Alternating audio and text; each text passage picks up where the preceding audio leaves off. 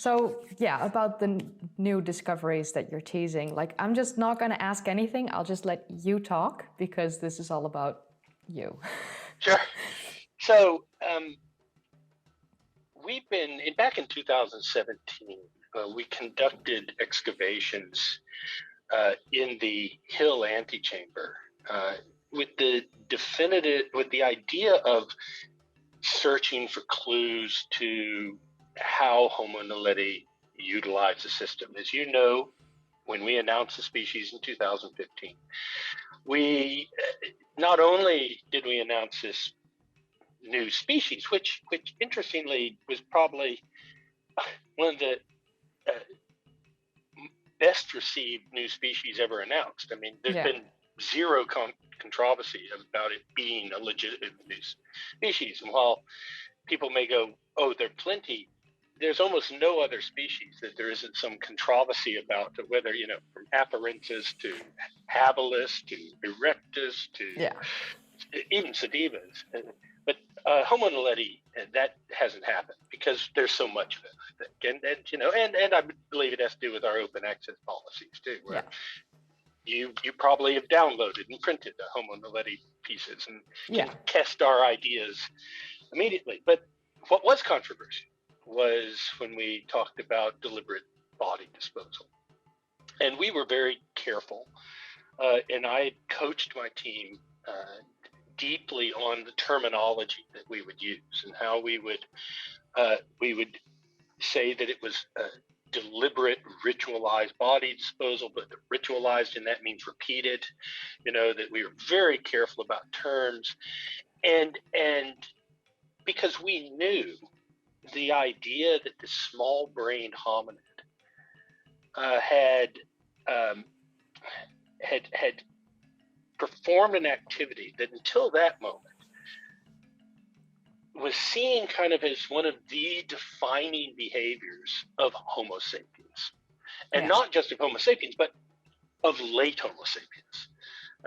The oldest burials really don't push much beyond 70 or 80,000 years, in any real sense of it. And even the idea that something as like us as Neanderthals buried its dead or performed rituals related to death is something that's been controversial even today. Not everyone accepts the evidence that there is mortuary practice with Neanderthals even. So we knew it was going to be a hard line, yet that's where the evidence kept pushing us.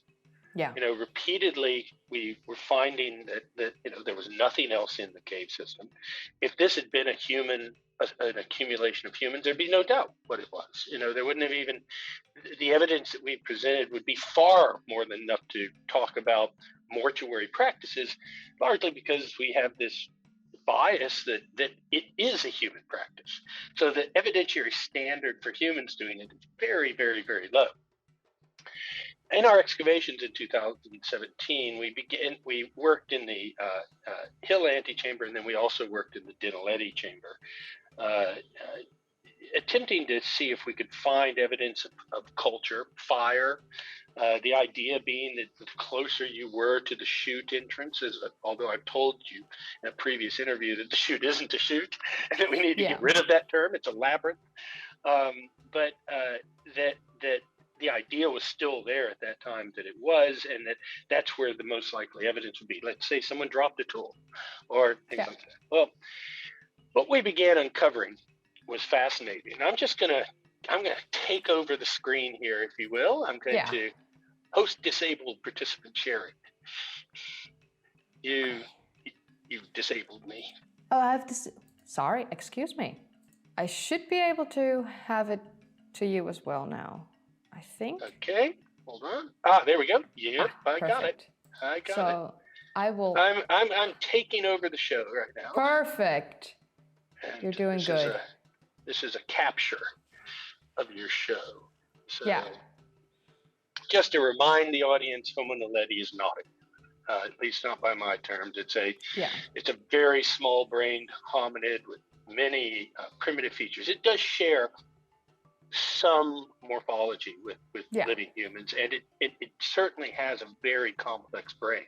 One of my colleagues who studies it said it's the most complex surficial brain that we've seen outside of a human brain.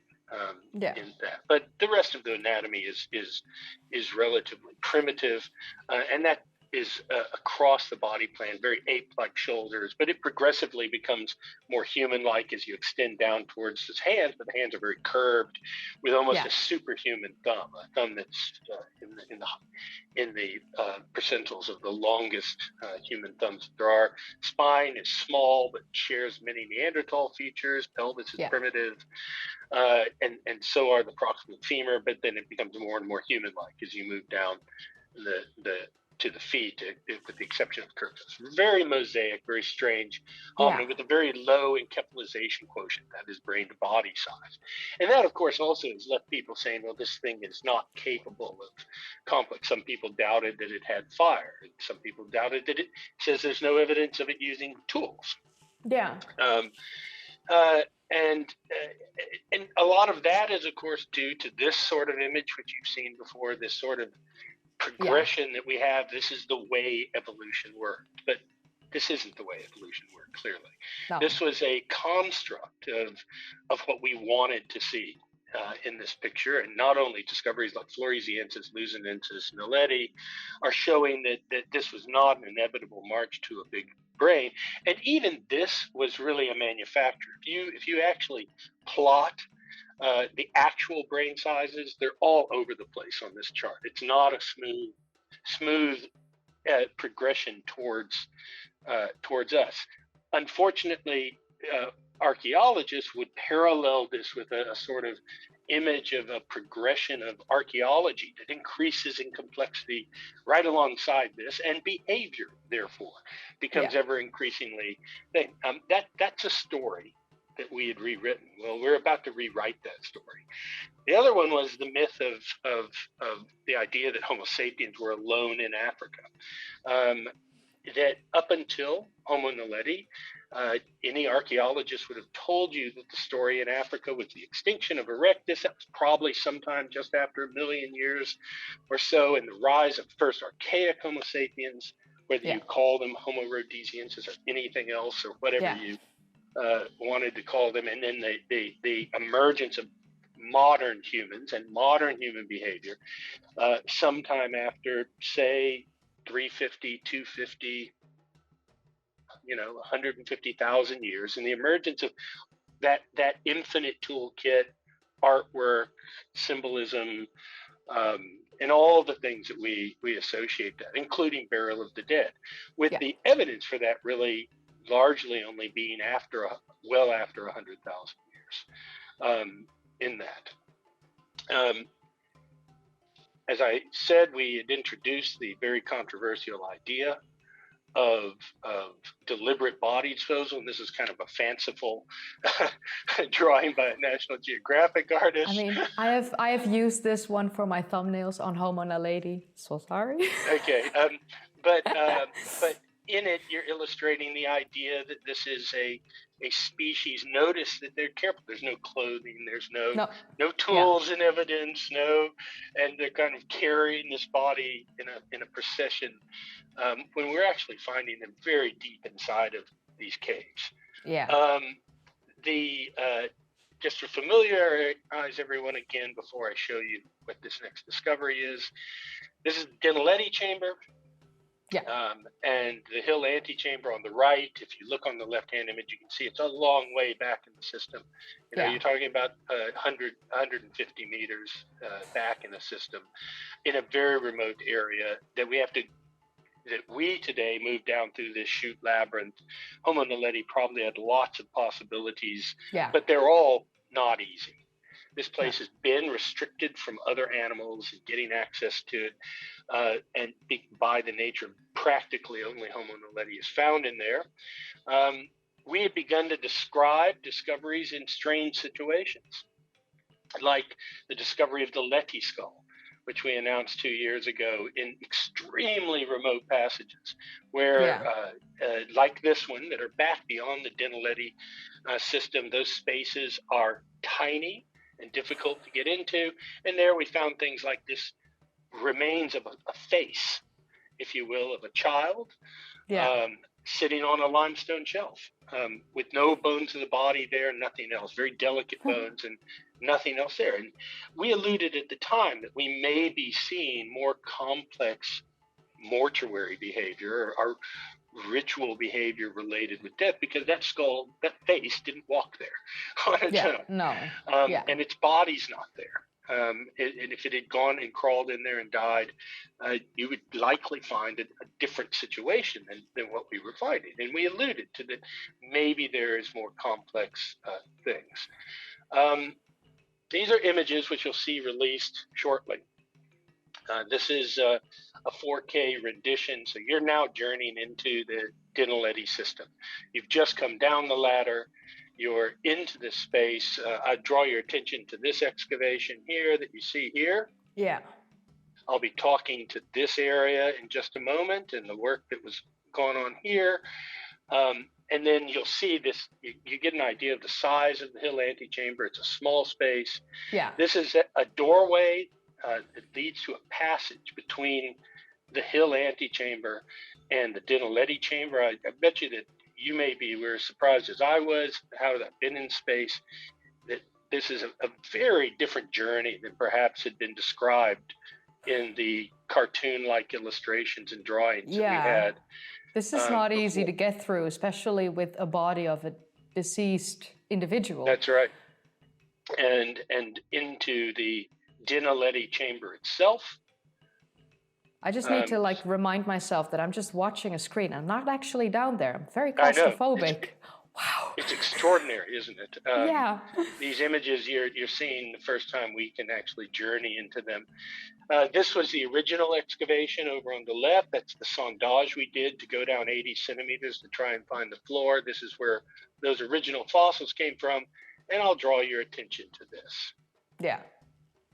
You notice there's clear earth here. You see this feature here. Yeah. With and these are all bones.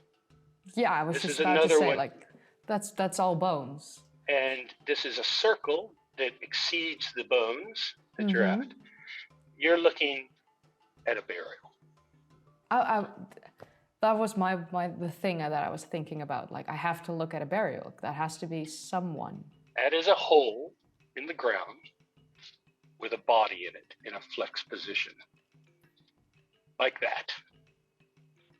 So that hole was dug here.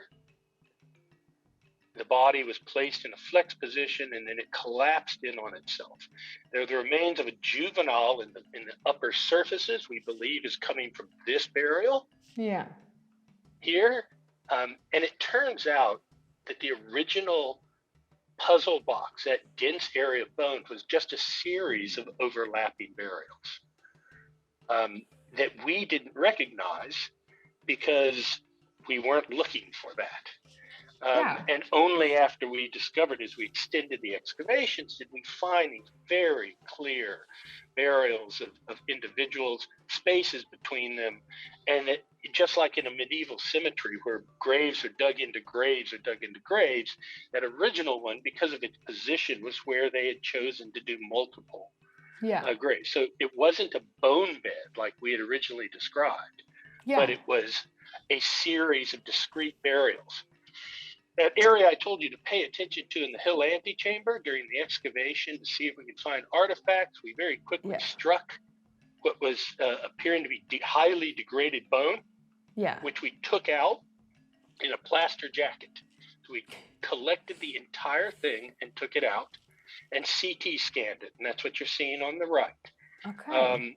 And what was in there is another burial. It's very clear to see. You can see the base of the barrel. It's horizontal within the slope. This is a debris cone that comes out of a passage there, and a hole has been dug into it, and bodies have been placed in that hole. This is the scan. Here's the plaster jacket. I took this to synchrotron, if you saw me tweeting on that, and we now have synchrotron scanned it. But this is a medical CT. Here's the material inside of there. This is then the reconstruction of the material out of it. What you're looking at is the body of dominantly a child that's probably about 13 years old. Here, you can see his articulated foot. He was in a flex, but he or she was in a flex position as well. Yeah. And very similar position to the other individual. And the head, which is right here, had collapsed in, just to give you an idea of the quality of viewers, real quick, because I am familiar with synchrotron because of my sister, and she's shown me a lot of things with it. But for the viewers, can you explain a little bit on what synchrotron is? Synchrotron is an extremely powerful X-ray light source, the most powerful in the world. We use the European Synchrotron Radiation Facility in Grenoble, the ESRF, as it's known, and they've actually built a special gantry that can take extremely heavy objects and scan them down to the lowest micron levels. You're seeing science applied that is the most extreme science humans have done to study the origins of humankind. Yeah. And so very exciting tool, of imaging tool that we use, very powerful imaging tool. So this is extremely exciting. What I'm showing you is a burial of a child, about 13 years old. There's actually 4 children in here. There is one main child, and then there appears to be 2 partial faces, very similar to Letty, that are either intrusive or were captured when they were digging the hole to put this child in, and mixed in, or they were put in with this child. And then unseen on this is there are the bones of what appear to be a fetus, or a very small child, a neonate that's buried right here, a body of one. You can't see that on this image. It's only visible on the synchrotron image. So what I've just shown you are clear graves of a non-human species, likely dating to 230 to 330,000 years. With small brains, like a species with small brains. The size of a chimpanzee. So this is extraordinary. We're talking about a moment where we do that. I will draw your attention to something else. Mm-hmm. You may wonder what this orange object is. It says rock, so. You see that, those long bones right here that I'm illustrating with my cursor? Yeah. That's a hand. Huh. That's the child's hand. That's the only rock that's in this burial.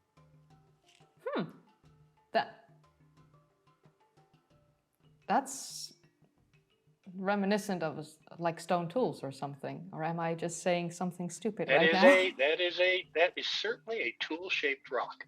Yeah. In the hand of a Homo Naledi child. That's incredible. This is. It does appear to have use wear and serrations, and you can see striations on the surface, and it appears to have a flake scar there on this side. Yeah. So that appears to be a tool-shaped rock in the hand of a Homo Naledi child buried in the hill antechamber. And as an amateur, I would be like 1 + 1 = 2. So it's a tool-shaped rock in the hand of an individual. What we are announcing is that we have discovered non-human species burials. Yeah. In the Dinaledi chamber, which is a pretty big deal. And I think it's widespread. We believe the Lassetti chamber are burials as well. Yeah. But of a different kind. They're using those spaces differently. They're using alcoves and then burying the bodies. Yeah. The bodies have all appear to be in a flexed or fetal position. Well, so they may have been bound when they were put in there, because it's very hard to keep a body in that that sort of position. But I think that finally we'll clear. We don't have to be as cautious as we once were. Yeah. On the idea that Homo naledi was extraordinarily complex and capable of performing not just rituals related to death, but I think it's fair to say mortuary and probably funerary practices. And for your audience who may go, oh, what's the big deal? It's a very big deal. This is the first time we've seen that level of complex behavior in a non-human. Yeah. It predates humans' use of this that we have in the archaeological and with like, even for the viewers that indeed are like, what's the big deal? Even Neanderthal burials are often discarded as, oh, that's not a burial. They didn't do that. They couldn't have done that. So that's why this is such a massive and big deal. It is a major moment in the history of archaeology and paleoanthropology. Yeah. That's incredible. Like, I'm amazed by the images that I've just seen. Like, that's it. Honestly, it's incredible. Like, the fact that you found the fact that they did indeed purposefully bury them, but that rock, like, oh, I love stone tools. I'm such a nerd for this stuff. Like, everyone around me and my family and my friends are always like, why do you even like this? Like, I don't know. Like, my spare time is spent reading scientific papers. Like, I can't help it. I have to learn more. Yeah. So this is incredible. There you go. Thank you. We're back with another discovery. Yes. And you've heard about burials. You've heard about the fire that we've announced and other discoveries related. You can see that we're beginning to build a more complex picture of Homo naledi. What I'm going to do is move on to this latest discovery, which I think takes us to a new space and a new place and understanding.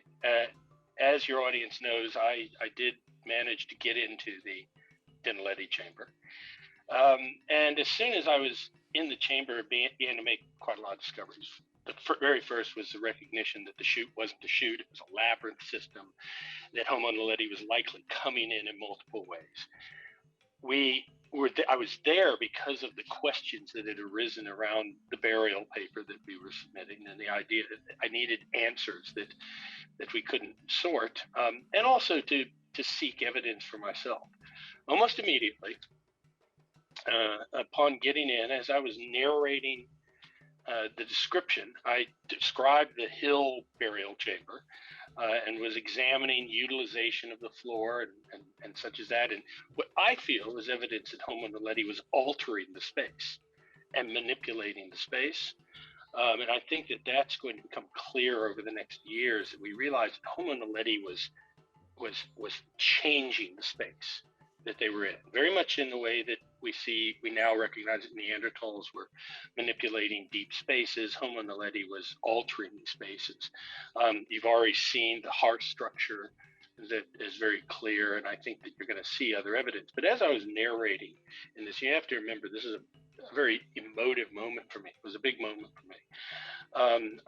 I almost risked my life coming into this. I'd gone past spaces where I wasn't sure I could get out. I'm exploring a space that I thought I would never be in.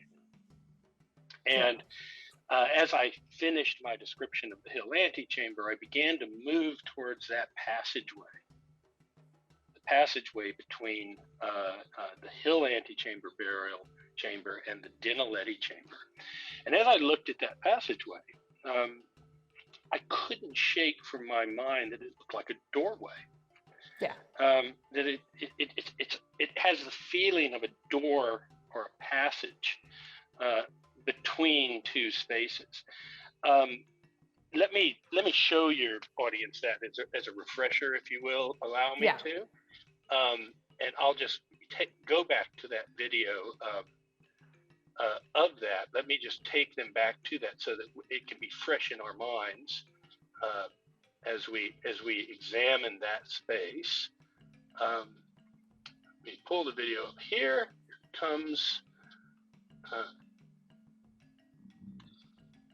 So if you remember this, you've descended down the ladder, and this is where the children's burial space is right here that we discovered. This area here was where those children were buried, just to the left hand side of the chute. They're in a deprecone that comes out of the a passage. Whoop, sorry, no, I lost it. Let's go back. It's fine. It's touchscreen. Yeah. We can watch this beautiful thing again. No worries. This is where the burial of the children were, and the tool-shaped rock in the hand of the child. In the hill antechamber, yes. In the hill antechamber. As you move, as you can imagine, I was in this space and was describing this space, and then I began my movement towards the Naledi chamber and looking at this passage, which is very door-like. I want you to pay attention to this wall right here, and this column. You see the column? It's on your left, and you can see this very passage-like entrance. As I stared at that doorway-like passage, I looked to the left of it and saw something remarkable. Here are some images of me as I was looking. This is now in black light, and you'll see the sort of things that I'm looking at here, which, play. As I shine black light on it, you'll notice markings on the wall. Markings, carvings. And engravings that are across the wall in many, many places. I will now give you a better look at those. This is that doorway, our passage, and you can see the various etchings, squares, triangles, X's, crosses, a non-geometric figure on the area here. You are seeing engravings of Naledi origin. What they represent, we don't know. This is a non-geometric figure. You see the X that's been drawn in it, and the cross here, the upside down cross. It appears as if the surface has been modified. You see by hammering or something, this whole surface seems to be modified. The next image I show you is not photoshopped. The next image I show you is, and I'm warning you of that because what it's going to look like. I noticed that there appeared to be something altered about this surface. Okay. And I noticed that there was a discoloration you can probably pick up in this very white light. So by lowering the light and raising the contrast. That's incredible. Oh my God. Did they use ochre?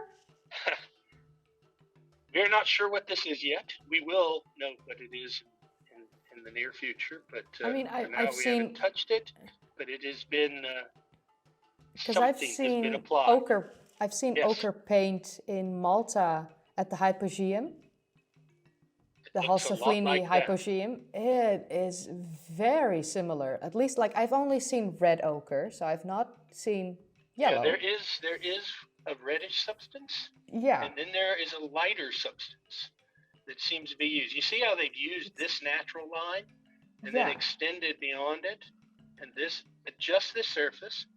So if you also on the remainder of the surface, it appears that they had sanded the surface using cave sediment, and then covered older scratches and markings to highlight the more recent ones. This is incredible. And this, sorry, I'll go back once. So let me just come off of that. So this discovery was made, I actually hallucinated when I saw these discoveries. Of course. It was very strange because, and it's not easy for me to admit this, but as I stared at them, they, the images floated off of the surface when I turned my black light on.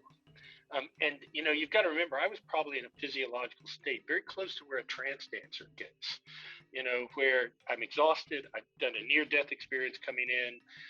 My blood levels were probably off the charts. Yeah. I've been hyperventilating because I've been, in a confined space. And I then see these images, and then I alter the light source to a non-natural UV light. And boom, they floated into space in front of me. I've never had an experience like that before. It's just a very interesting part of that. I went on and narrated for the next 3 hours my journey through the cave. In that process, discovered fire and other things, evidence for fire. And on the way out, as I was getting ready to leave, as I was journeying down that passage, I lowered myself to the level of Naledi. So I got down even lower than I would normally have moved through the space, trying to look at their head height. And as I came to the end of the passage, on that column where these are on the other side, I discovered this. And if you look on the right-hand side, you'll see the engravings that are on the back of that column. And you'll see me hold up a tool to them. Yeah. There. So you can show the size. Yeah, you can see they're large. Yeah. It's a hashtag. Incredible. And you can see where there were older engravings. Behind it, it crosses over a stromatolite. Do you see the stromatolite, the fossil stromatolite in the wall here? You see how the edges cross over it? There were older etches which appear to have been covered with something like cave earth or something like that. As they left this last image. Oh yeah, they're clear markings. And you can see the carving there. You can even see the order of the carving. This line, then this line. See the crosses that were done here, this line, then this line. You can see how they struggled over the stromatolite. Yeah. You got to remember, this is 2.9 billion year old dolomite. This has a hardness scale between 4 and 5. This is not easy stuff to carve into. Those are the non-natural carvings on that surface. So many. And you can it's not just one or two. No, and you can also see where it looks like they modified the surface. You see where it looks like it's been pounded? Yeah. So that it was smoothed. That's the image I saw floating off the wall. This was the last image that was made there. So it's the most prominent one that we see. Yeah. Just to show you what a natural dolomite looks like. Yeah. This is the carved surface. There's the top of the hashtag. Yeah. Have you seen that before? No. Not anything like that before? I don't think I've seen anything like this. Maybe I've not been researching for as long as you have, of course. That's from Gorham's Cave in Gibraltar. A Neanderthal did that 60,000 years ago.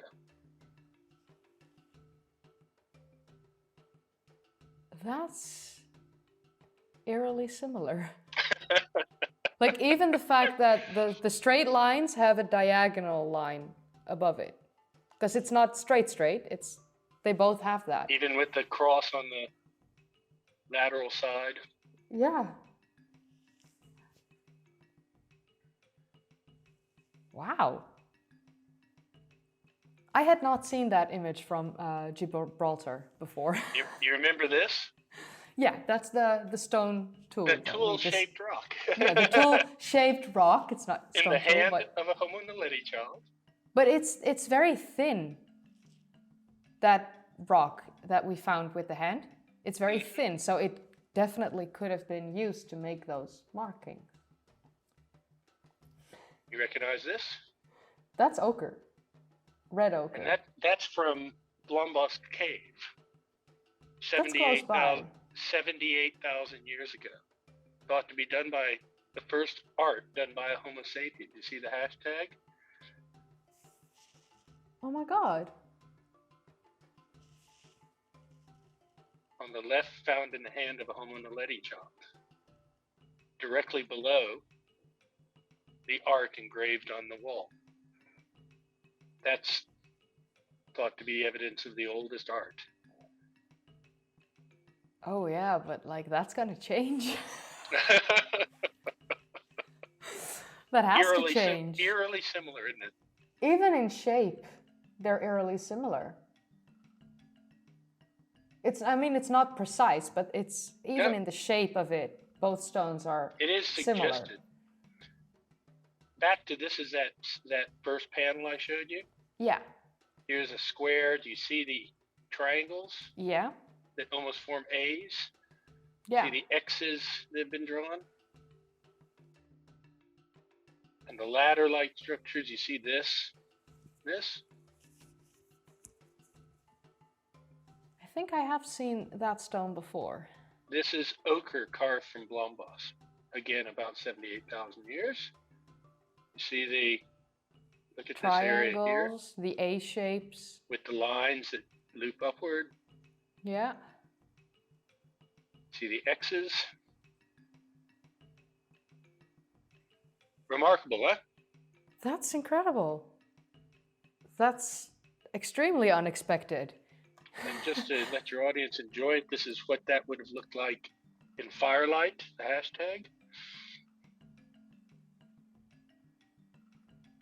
I mean, I would hallucinate if I was there with that firelight. With these markings. Notice how the native rock doesn't animate. Yeah.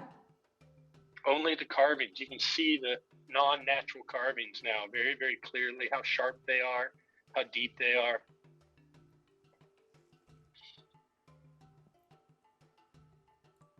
I'm a bit astounded at this point. Like, I'm lost for words.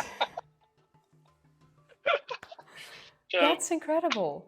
Welcome to the first evidence of non-human I think you can call it symbols. Yeah, but like it's a form of it's a form of artistic expression that we definitely didn't expect from a small-brained individual. What's the definition of art? This is incredible, and from such a small-brained species. This is like extremely unexpected when you look at what we previously had thought about the big brains, the small brains. They're changing the entire narrative of how we should look at ancient species with this. I'm stunned. I don't even know what to say at this point. Like, I just saw Homo Naledi carvings.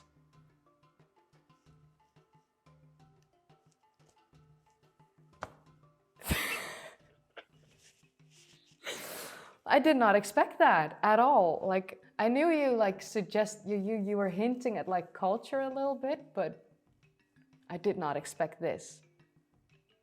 I don't think any one of us could have. Exactly. Like, and in the firelight, in the way that the light shifts over the carvings, and that like nearly sort of seems to change the shape of it. And it makes it like entirely 3D, and it's moving. And like I've heard a lot about that we need to look at carvings and cave art in the light of fire instead of with our light bulbs, because they were only able to see it in the light of fire that flickers, that's not constant, that comes from different directions and makes shapes in itself already with the shadows. So the fact that you had that rendering of it being in fire, that's incredible. And we know they had fire. We know they had fire. Like, and even with the people in my comment section on discovery video of the fact that they had fire and the fact that no stone tools were found inside at that point in time. That's very important, of course. There were people that were saying, like, you don't necessarily need stone to create fire. You can use wood, and there would be no remnants of that going back as far as Homo Naledi. So who's to say they didn't make fire with wood, for instance? I think one of the beauties of that space is I really do believe that we effectively have found a space effectively untouched by humans, and therefore I think we will eventually find how they made fire. Yeah. And No, I do believe they were making fire. They weren't just transporting fire. You don't build small fires deep in caves if you don't know how to make it. Yeah, it's not like you can just grab a torch and climb all the way down to certain caves without that torch being done burning, or And I know that we now have discovered in the spaces where every turn of passages, wherever passages intersect and there's a chance of being lost, they built a hearth there. Yeah, because you have to find your way back. You would. Yeah. They probably left a child there tending. Because this goes back to like the first video that I made, where I did indeed mention that there was a possibility that they had fire, because you can't navigate a cave system this deep, this far down, without light. And there was no other light source. And then, of course, I got comments, well, they might have used insects or whatever. Like, it's a cute thought, but it's not necessarily plausible as much as fire, because you catch an insect and then what? It's not giving you enough light, first of all. You can now see why our team doesn't lack confidence. We had this in hand. Yeah. It's like, it's not I also much of a problem. I also thought about, like, when I made the video about the fire discovery, I of course mentioned the fact that some people in the field weren't pleased with the announcement of it before the official publication, and that because of that, some of them are skeptical. And it's very controversial of you to do so. But at the same time, I felt like you were not going to announce this before the official publication if you weren't 150% certain. It's absolutely. And that we had long discussions about that. And you can now probably understand why we released fire. Yeah. Because the fire is a brand new discovery, but it has ramifications for all of this. These are far more important discoveries than fire. And in hindsight, the fire it's manifest. And we also, as a team, I think are beginning to grow dissatisfied with the idea of preprints in our field. We feel preprints are being misused. Preprints work very well in the hard physical sciences, where it's just data. Yeah. And you just release it. The problem in our field is people were beginning to release preprints as if they are scientific papers. And they're not. They're on the journey towards scientific papers and understanding. And I found them very misleading, even for journalists and things like that. Yeah. And so we decided as a team, and we took this at a very high level across the whole team, we had very clear evidence of fire. It's pertinent to all of these other arguments, and we didn't want colleagues making fools of themselves. It wouldn't be fair knowing what we had discovered at the same time. Yeah. Yeah. And so, and the fire is a thing that I think some people don't understand that sometimes science makes itself overly complex just to look like science. Yeah. And so our decision to release all of those images I think your cat could identify that charcoal. Yeah. So, Maybe not the so small cat, maybe the bigger cat, but the big cat, but yeah. right. So the idea of using a scientific lecture as the way to announce it actually goes back to the traditions of the founding of science. That's how science used to be done. Yeah. And it was done very well for a very long time like that. You shared the evidence you had at hand, and then you let people look at it. Yeah. Yes, I know some people didn't like that, but we were dealing with several factors there. One, that why isn't that the same as a preprint? Yeah. We could have written it up in a paper and released it, and it wouldn't look that much different than a bunch of pictures of the thing. There's not a lot of chemistry you do with the charcoal and things like that. So we made that decision knowing that we didn't want colleagues out there when this was coming, which is all being done in very traditional scientific way, but we didn't want people embarrassing themselves by, oh, well, they couldn't have done it because there's no fire. There's fire everywhere. Yeah, okay? Exactly. And look at it. So I actually thought the feedback was very good from that fire announcement. I think it was very constructive. The majority. It accomplished what I wanted to accomplish, and that is, and my team did. People are aware there is evidence of fire. We may never be able to associate that directly with Homo Naledi to the satisfaction of people who don't want it to be. Yeah. That's the nature of the discourse. Yeah, of course. You will always have people that remain skeptical or have their own beliefs.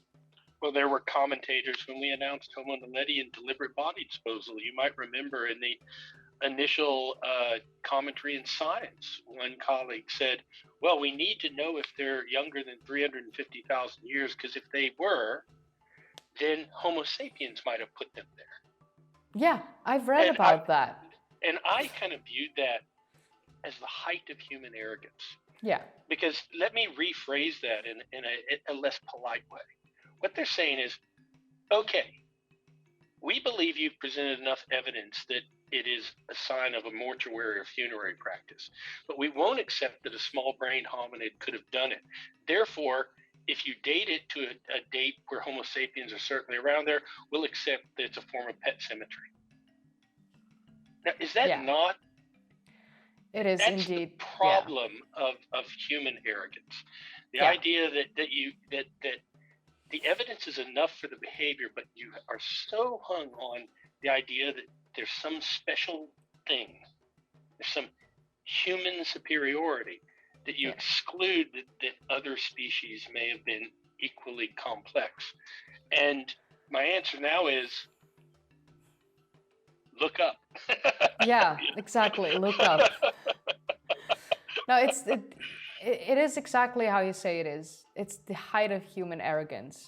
It's also the human arrogance with certain people has sort of kept us in this bubble of belief, of history, like in a whole. As the entirety of history is usually perceived in a bubble, because thinking outside of the box is scary. And of course we have like people that are making extraordinary claims that are founded on nothing, no evidence. I know, I'm working on like the Ancient Apocalypse series from Graham Hancock that I'm reviewing, and I've done more fun things in my life, absolutely. It's not fun having to pause it every minute or so, but it's the height of human arrogance that has kept us in this space that we just don't want to see beyond. Well, that we didn't see even things like this. Watch what happens as this announcement races around the world that we have this. You're going to watch the people who go, that's impossible. That can't be. I have some of those in my... Oh. Exactly. Exactly. Yep. Yep. But for me, it's also evident of the historical evolutionary timeline that we have a species that is small-brained, that buried their dead purposefully, that had a rock that could have been a stone tool, and they created carvings on a wall that they painted. We don't know exactly what kind of substance they used to paint it. I'm guessing it's ochre because usually around that time they used ochre, and ochre is very much... Not around that time, but, but yeah, later. Almost. Later, but like we also have evidence of ochre use. I think it was 250,000 years ago. Yeah, close to it. Yeah, it, so it's not that far and you've off. got the Homo erectus carvings on a mollusk shells, and yeah, this. What I hope is, as astounding as this is, that in 10 years it'll be like, of course we knew that. Yeah. Of course we knew they were complex. They're all complex, because I suspect, but this is it's a big moment, I think, for science, in the sense that it truly does. We have found another culture. Yeah. We have found a non-human culture. Yeah. And that's why I've begun using that word a lot. There's enough here. It's space utilization. It's got it all. Fire, burial, the bodies, differential treatment of the dead. We've got different ways of mortuary practice being done. We have meaning-making symbols being placed upon obvious passages of movement. I mean, when I first looked at that, I said doorway. Yeah. I'm an archaeologist, so what do you do when you see a doorway? You look for symbols above it. Yeah. You even found like animal bones, so even like whether they were, I don't know, burnt ritualistically or eaten, we don't know. That's why but you hear us being very cautious as a team, saying, we're not saying cooking. Exactly. We don't have any evidence of them eating that stuff yet. Exactly. But you have evidence of burnt animal bones. There are spiral fractures on some of the antelope bones, which does imply they were accessing marrow. Yeah. So, I mean, there may be some implication. It's fascinating that we're not seeing gigantic lithic scatters with those hearts. Yeah. That's really interesting, and I think points to the differences between Naledi culture and human culture of the same periods. Yeah. You would not see a human heart that is not littered with lithic fragments. We're messy. Yeah, because that's the thing, like with the people that believe in like these ancient advanced civilizations, like my question is, where is their trash? Yeah. We leave trash everywhere. We've done it for millennia at this point. Like where we create something, whether that's a hearth or a stone tool or a wooden tool or whatever, we leave trash in bulk. And it is interesting that Naledi may not be, they're not doing a human culture. So why would we expect them to? It's interesting. They're proving that not to expect them to mirror us. Exactly. Yeah, and they could have, like I said earlier, like they could have created the fire by the use of wood. So that already eliminates some stone tools and stone tool trash, like lithic trash. They could be curating their tools in a different way. Their tools may be more precious to them. Yeah. They may be spending more time making them. Yeah. And they may be curating them in the way that only very recent humans have done. That's actually much more like contemporary human behavior. Yeah. We don't leave trash around our hearths because we use fire in a very different way than people did even 150, 200 years ago. Absolutely. 500 years ago. Yeah, absolutely. Our relationship with fire is different, and our relationship with our tools is different. Yeah. Like we keep them close. Yeah, this is incredible. Like I'm stunned. I'm like actually a bit lost for words about that last bit of the carvings and like the color of it. like, of course, when you're in that state of like nearly in an anxiety attack or whatever, like you think, I mean, that's close to what you must have felt like down there. And you change the light and then you see that color. And that they literally, I don't know if you've seen like Game of Thrones, not Game of Thrones, Queen's Gambit or anything like that, where yeah. you know it was very similar to that. It was a very similar experience to that. Anyway, That's it is incredible. that. I know scientifically why it occurred. You know, you're right on the edge of that sort of physiological space. Yeah. This is Anyway, incredible. Thank you so much.